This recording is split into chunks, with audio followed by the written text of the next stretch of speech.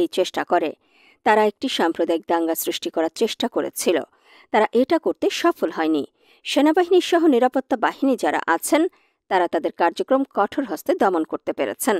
গুইমারায় ইউপিডিএফের সহিংসতা সম্পর্কে বাংলাদেশ সেনাবাহিনীর বিবৃতি সূত্রে জানা যায়, খাগড়াছড়ি পৌরসভা এলাকায় সাম্প্রদায়িক দাঙ্গা সৃষ্টির অপচেষ্টা ব্যর্থ হওয়ার পর ইউপিডিএফ ও এর অঙ্গ সংগঠনসমূহ ২৮ সেপ্টেম্বর সকাল থেকে খাগড়াছড়ি জেলার গুইমারা উপজেলার রামসু বাজার এলাকায় ১৪৪ ধারা ভঙ্গ করে সাধারণ জনগণকে উস্কে দিয়ে রাস্তা অবরোধ করে গুইমারা খাগড়াছড়ি রাস্তা সম্পূর্ণভাবে বন্ধ করে দেয়।